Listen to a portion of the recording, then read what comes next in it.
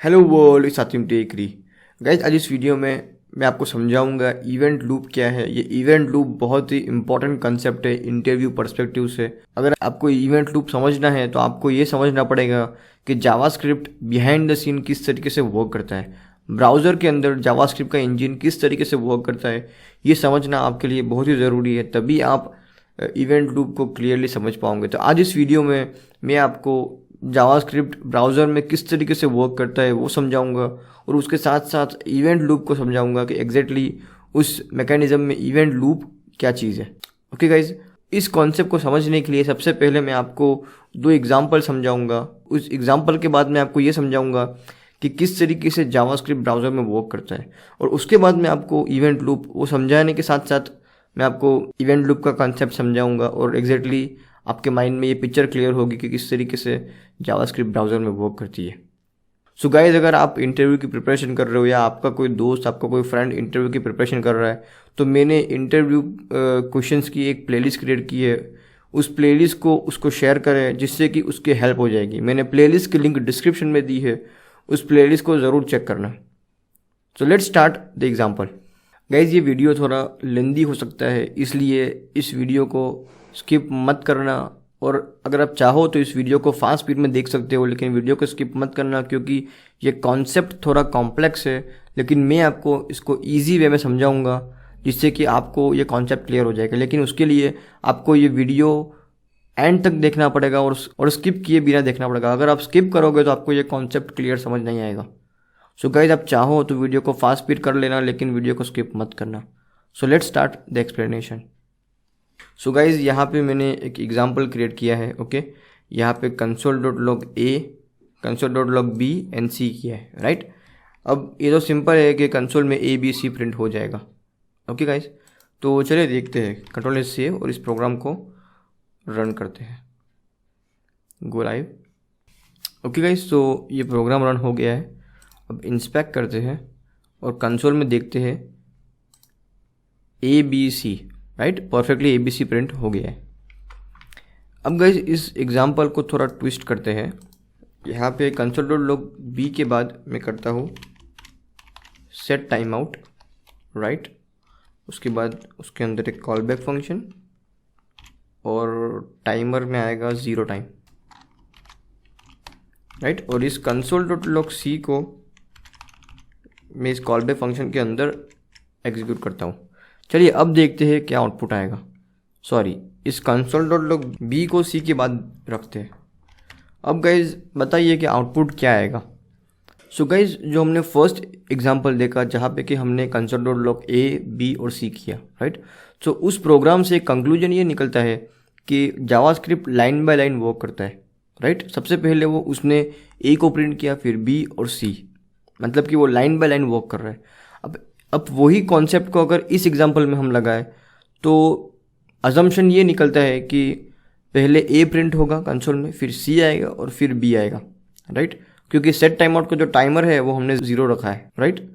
अगर कुछ टाइमर होता तो हम ये कह सकते थे कि A, B और फिर C आएगा, लेकिन यहाँ पे टाइमर तो 0 है। उसका मतलब कंक्लूजन ये निकल रहा है कि A, C और B होगा। चलिए देखते हैं कंसोल के अंदर एक्चुअल में क्या आउटपुट आएगा। चलो, कंट्रोल एस सेव, और अब ब्राउज़र में हम देखते हैं क्या आता है आउटपुट। इसको रिफ्रेश करेंगे। देखिए यहाँ पे A, B और C आउटपुट आ रहा है। ओके गाइज, उसका मतलब क्या कि ये लाइन बाय लाइन वर्क नहीं कर रहा है। हमने पहले लिखा है A, उसके बाद सेट टाइम आउट के अंदर C लिखा है, और उसके बाद हमने B लिखा, राइट। तो लाइन बाय लाइन वर्क नहीं कर रहा है ये, तो पहले A, उसके बाद B प्रिंट किया, उसके बाद C प्रिंट किया। तो इसके पीछे का क्या लॉजिक है वो इस वीडियो में गाइज हम देखेंगे। ओके गाइज, जब आपको पता चलेगा कि जावास्क्रिप्ट किस तरीके से एग्जीक्यूट होता है तब आपको ये कॉन्सेप्ट क्लियर हो जाएगा। ओके, सो गाइज, अब ये जो डिफरेंस है कि जो फर्स्ट वाला एग्जांपल था जहाँ पे कि हमने ABC लिखा तो वो line by line perfectly print हुआ, और इस सेट टाइम आउट के अंदर वो पहले A को प्रिंट किया, उसके बाद B किया, उसके बाद उसने C को प्रिंट किया। हालांकि हमने सीक्वेंस में तो ACB लिखा था। उसके पीछे का जो लॉजिक है उसको समझने के लिए आपको जावास्क्रिप्ट का इंजन जिस तरीके से ब्राउज़र में वर्क करता है वो समझना ज़रूरी है। सो जावास्क्रिप्ट के इंजन के अंदर एक कॉल स्टैक होता है। ओके गाइज, तो जब हम इस प्रोग्राम को रन करेंगे तो यहाँ पे main.js है, राइट। तो main.js सबसे पहले मैंने आपको लेक्सिकल स्कोप वाले वीडियो में बताया था, ओके, कि जावास्क्रिप्ट के अंदर सबसे पहले एक ग्लोबल स्कोप होता है, राइट। ग्लोबल एग्जीक्यूशन कॉन्टेक्स्ट बोलते हैं उसको, ग्लोबल एग्जीक्यूशन कॉन्टेक्स्ट।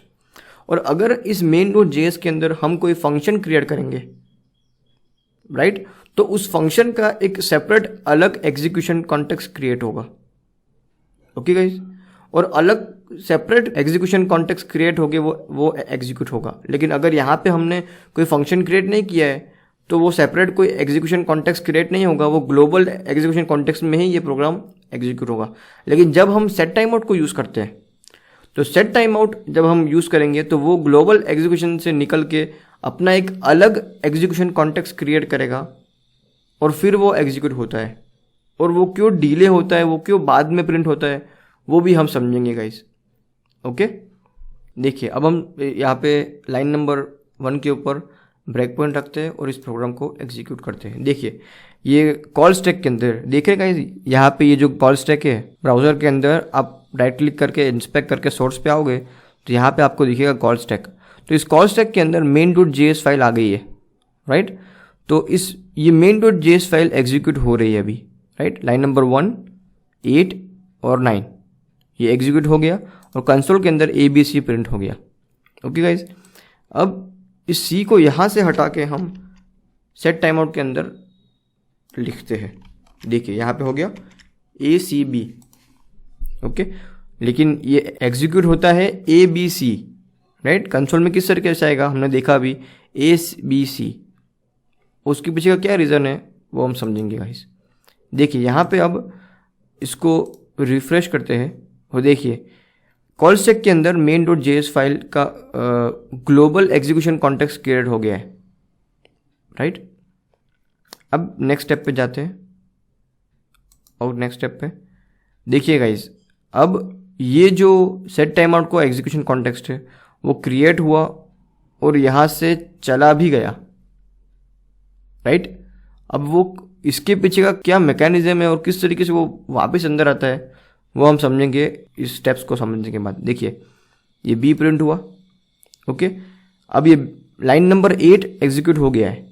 अब वापस एग्जीक्यूशन जाएगा लाइन नंबर 3 पे, देखिए 4 पे, लाइन नंबर 4 पे। तो जब वो एग्जीक्यूशन वापस लाइन नंबर 4 पे गया तो देखिए यहाँ पे कॉल स्टैक के अंदर सेट टाइम आउट का एग्जीक्यूशन कॉन्टेक्स्ट क्रिएट हो गया है, देख रहे हो गाइस।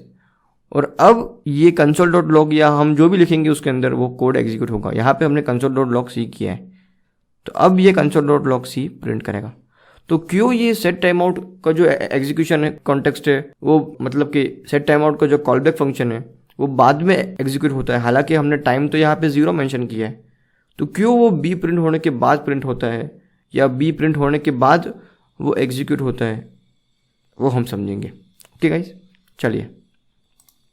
तो इस तरीके से वो कंसोल के अंदर ABC प्रिंट कर लिया। चलिए गाइज, अब हम समझते हैं कि सेट टाइम आउट बाद में क्यों प्रिंट होता है। गाइज जो फर्स्ट एग्जांपल था, राइट, तो उसमें तो हमने सिर्फ console.log ही यूज़ किया था ABC, तो perfectly line by line print हो गया। लेकिन यहाँ पे हमने सेट टाइम आउट यूज़ किया है। अब ये सेट टाइम आउट क्या है ये समझना ज़रूरी है, तभी आपको मैं आगे जो एक्सप्लेन करूँगा वो क्लियर समझ आएगा। सो गाइज हमारे पास एक ब्राउज़र है, राइट, और ब्राउज़र के अंदर हमारा जावास्क्रिप्ट इंजन है और उस इंजन में ये कॉल स्टैक वाला मैकेनिज्म वर्क करता है, ओके, जहाँ पे कि line by line code execute होता है। और अगर यहाँ पे हम कोई नया फंक्शन क्रिएट करेंगे तो एक सेपरेट एग्जीक्यूशन कॉन्टेक्स्ट क्रिएट होगा और फिर वो एग्जीक्यूट होगा। चलिए उसको भी एक बार देख लेते हैं। इसको हम ये करें, कमेंट करें, ओके गाइस, और इस B को हम एक फंक्शन में रखते हैं, फंक्शन टेस्ट।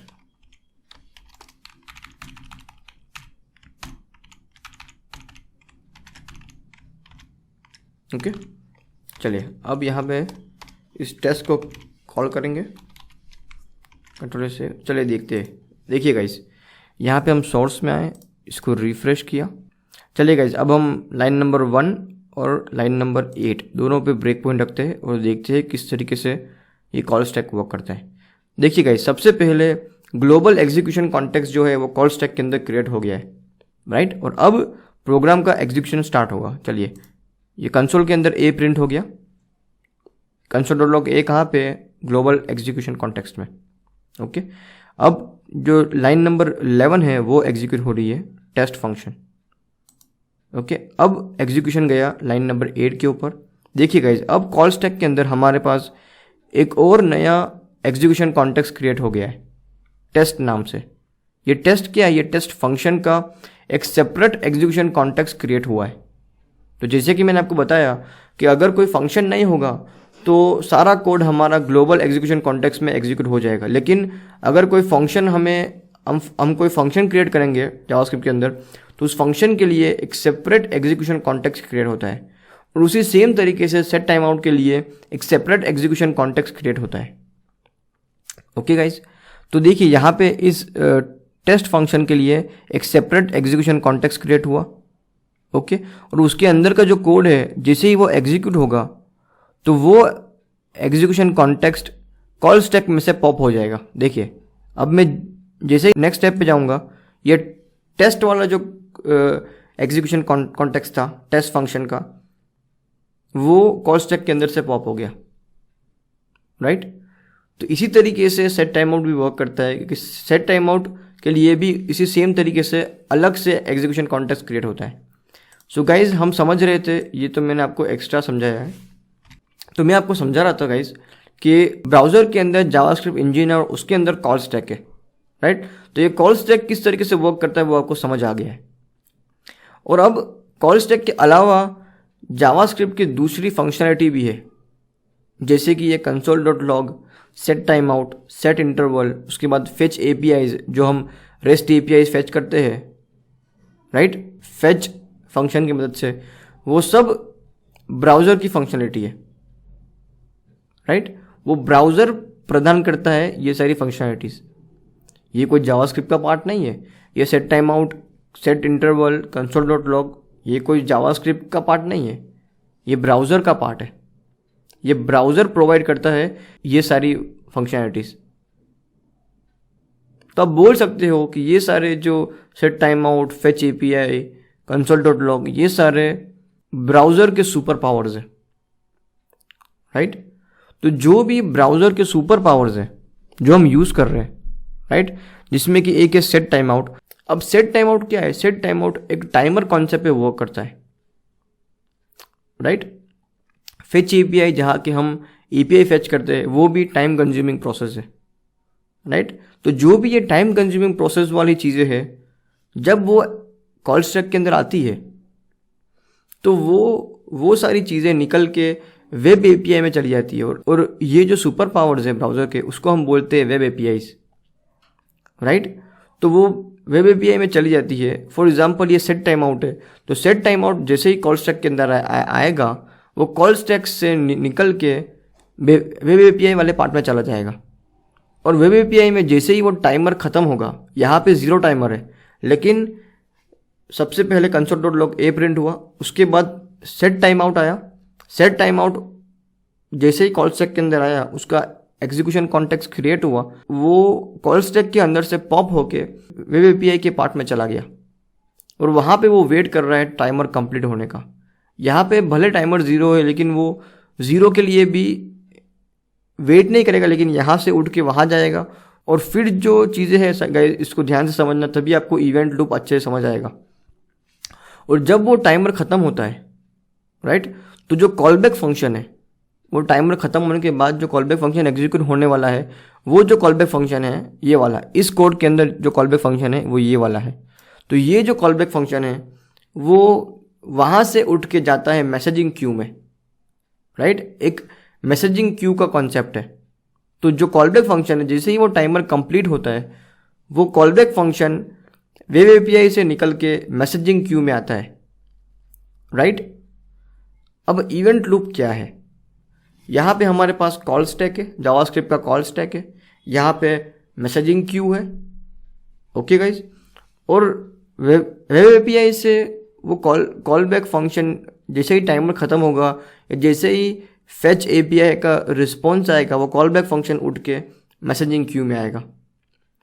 और जो इवेंट लूप है उसका काम क्या है कि वो कंटिन्यूसली मैसेजिंग क्यू में चेक करता रहेगा कि क्या मैसेजिंग क्यू में कोई कॉल बैक फंक्शन अवेलेबल है या क्या मैसेजिंग क्यू में कोई कोड अवेलेबल है जिसको मुझे एग्जीक्यूट करना है। अगर कोई कोड अवेलेबल है तो वो इवेंट लूप उस कोड को उठा के कॉल स्टैक के अंदर डाल देगा और कॉल स्टैक के अंदर वो कॉल बैक फंक्शन एग्जीक्यूट हो जाएगा। सेपरेट एग्जीक्यूशन कॉन्टेक्स्ट क्रिएट हो गए। जैसे कि यहाँ पे हमने इस एक फंक्शन का एग्जांपल देखा जिसमें कि जैसे ही फंक्शन एग्जीक्यूट होता है तो एक सेपरेट एग्जीक्यूशन कॉन्टेक्स्ट क्रिएट होता है, राइट। उसी सेम तरीके से जब इवेंट लूप इस कॉलबैक फंक्शन को मैसेजिंग क्यू में से उठा के कॉल स्टैक में डालेगा तो एक सेपरेट एग्जीक्यूशन कॉन्टेक्स्ट क्रिएट होगा और उस एग्जीक्यूशन कॉन्टेक्स्ट के अंदर ये कॉलबैक फंक्शन एग्जीक्यूट होगा। और जैसे ही ये कॉलबैक फंक्शन एग्जीक्यूट होगा वो कॉलबैक फंक्शन कॉल स्टैक में से पॉप हो जाएगा। तो जो मैसेजिंग क्यू से कॉल स्टैक के अंदर ले जाने का जो काम है वो इवेंट लूप का है और उसी कॉन्सेप्ट को इवेंट लूप बोलते हैं क्योंकि वो लूप की तरह घूमता ही रहता है और वो चेक करता रहता है। एवरी टाइम वो चेक करता है कि क्या मैसेजिंग क्यू में कोई अवेलेबल कोड है जिसका कि एग्जीक्यूशन होना बाकी है। मतलब कि मैसेजिंग क्यू में जो भी कोड है उसका एग्जीक्यूशन बाकी ही है, तो वो कंटिन्यूसली चेक करता रहता है कि क्या मैसेजिंग क्यू में कोई कॉल बैक फंक्शन पड़ा है और अगर है तो वो तुरंत उसको उठा के कॉल स्टैक के अंदर पुश करेगा और कॉल स्टैक के अंदर सेपरेट एग्जीक्यूशन कॉन्टेक्स्ट क्रिएट होगा और वो कोड एग्जीक्यूट होगा। और जैसे ही कोड एग्जीक्यूट होगा वो एग्जीक्यूशन कॉन्टेक्स्ट खत्म हो जाएगा और वो कोड मतलब कि वो एग्जीक्यूशन कॉन्टेक्स्ट वहाँ से पॉप हो जाएगा।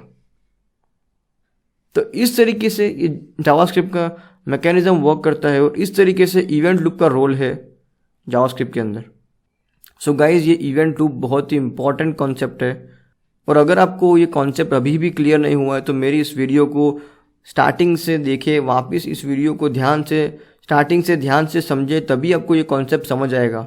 यस, ये कॉन्सेप्ट थोड़ा कंफ्यूजिंग है, आपको ये कॉन्सेप्ट थोड़ा कंफ्यूजिंग लग रहा होगा, लेकिन आप ध्यान से समझोगे तो आपको समझ आ जाएगा। और अगर आपको कॉन्सेप्ट अभी भी क्लियर ना हुआ हो तो वीडियो को 2 बार 3 बार 4 बार 5 बार चाहे जितनी बार देखना पड़े आप देख लेना, क्योंकि गाइज अगर आपको ये कॉन्सेप्ट क्लियर नहीं होगा, आपके माइंड में ये इमेजिनेशन क्लियर नहीं होगा, जितना कॉन्फिडेंस आप मेरे आंखों में देख रहे हो वो कॉन्फिडेंस अगर आपके आंखों में नहीं आएगा तो इंटरव्यू को वो कॉन्फिडेंस नहीं आएगा कि हाँ आपको ये कॉन्सेप्ट क्लियर पता है और आप इंटरव्यू में अच्छा परफॉर्म नहीं कर पाओगे। तो गाइज इस कॉन्सेप्ट को अच्छे से समझ लेना। अगर अच्छे से समझ लिया और अच्छे से आंसर कर लिया तो आपका इंटरव्यू आपसे बहुत ही इंप्रेस हो जाएगा। So guys, this video, I will see you in the next one.